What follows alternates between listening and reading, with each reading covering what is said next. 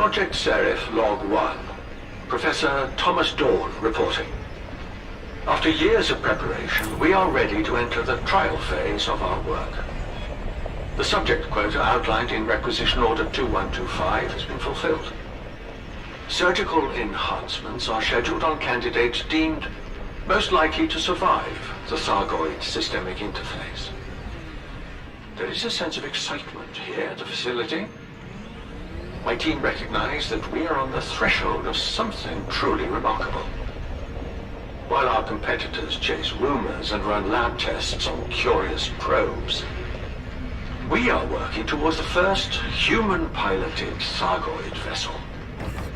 Of course, our research here will be the first of many such projects. This hostile race has plagued human space for hundreds of years. These creatures, so foreign, so fundamentally alien in every aspect, have sought to dominate us. The technology used in these attempts has been devastating. Our work will establish the first example of humanity harnessing Thargoid machines for its needs. Over time, we will continue to assimilate the aliens' technology until we have stripped everything we want. Then we shall lead the mission to wipe them out forever. The mycoid virus merely bought us time. Our true victory will be absolute.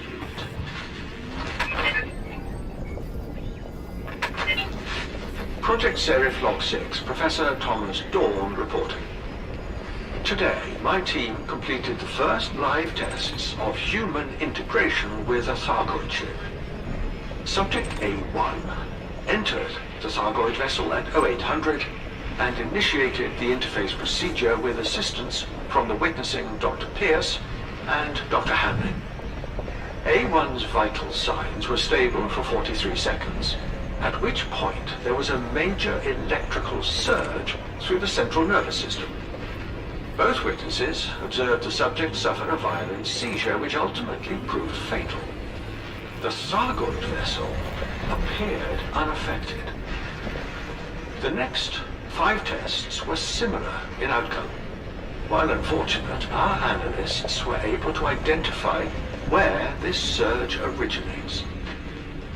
Subject A7 showed more promise, again witnessed by Pierce and Hamlin. Adjustments were made to A7's spinal port to suppress the energy surge. 45 seconds after initiation, an electrical spike occurred which remained within safety limits.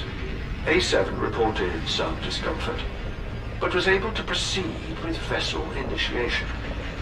At this point, the Thargoid vessel emitted a low whine, I suppose. Signs of activity briefly flickered on the hull's external frame. Both witnesses reported A7 crying out once before expiring, whereupon the vessel returned to a dormant state. Dr. Pierce is adamant the subject said, "It won't let me," but Dr. Hamlin could not confirm this. We're still waiting for telemetry on A7's test to determine exactly what killed the subject.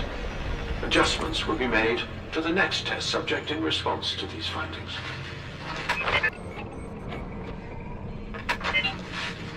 Project Seraph Log 9, Professor Thomas Dawn reporting. The 4th day of testing has concluded. The further incoming message to our surgical couplings are finally beginning to show promise. My team isolated a systemic membrane in the Thargoid design which acts as a defense mechanism akin to a software firewall. While we were able to theorize a way to counteract this mechanism, there was one variable which could not be defined without a live test.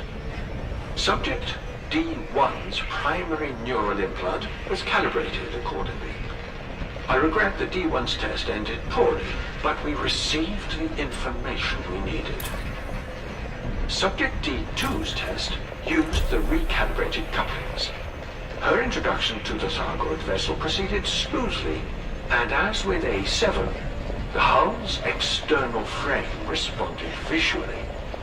Dr. Pierce and Dr. Hamlin witnessing both reported D2 as responsive. 76 seconds into the test, the craft powered down once more. D2 departed the craft with help but standing, the sight of which inspired applause from the team on the ground. D2 is now in the infirmary, exhausted but physically unharmed. Her brief statement implied a connection with the vessel which proved emotionally difficult to process. Our research technicians are preparing limbic augments for future subjects. The rest of today's scheduled tests will go ahead as planned while these augments are prepared. It is important to acquire additional data for our surgeons, improving the efficiency of future subject enhancement.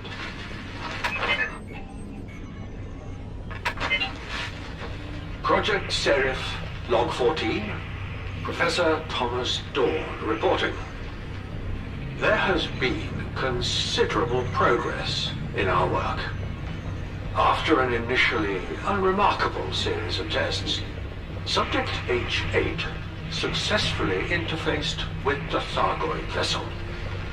93 seconds into the test, the craft moved approximately 18 feet from its docking props and hovered in place.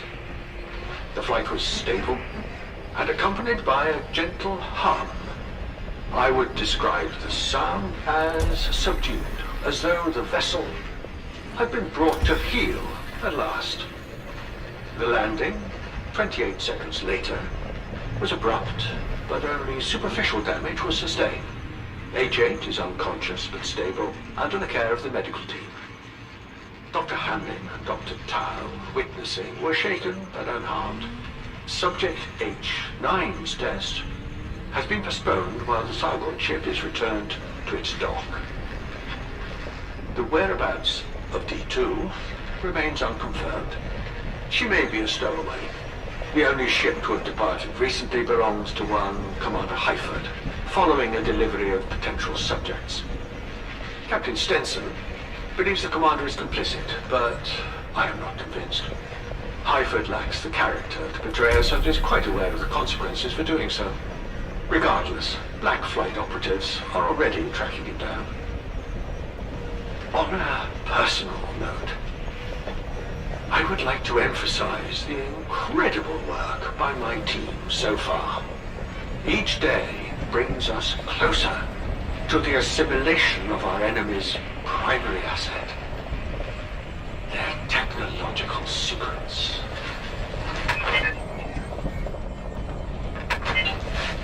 Project Seraph, Log 27.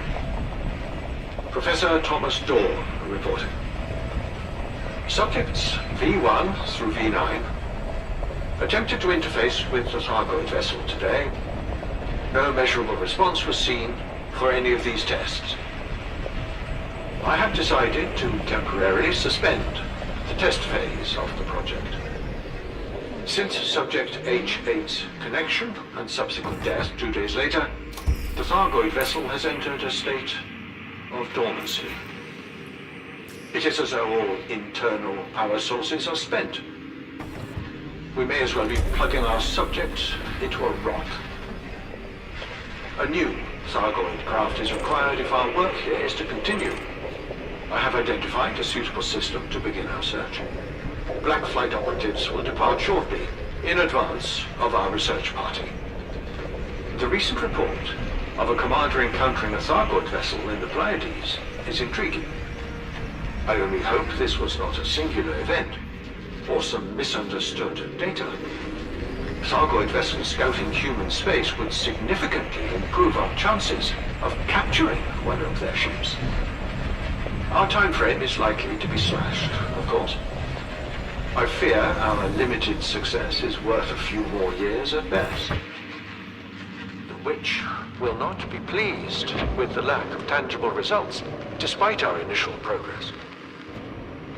Still, one must remain optimistic. Our understanding of Thargoid interface mechanisms has improved considerably. Plenty of enhanced test subjects remain in our care. Dr. Tao is writing a paper discussing their surgical procedures, which should greatly benefit Azimuth's medtech department. All Project Seraph needs is a little luck. I am not so proud as to withhold a prayer asking for that luck. Perhaps the gods will smile upon us.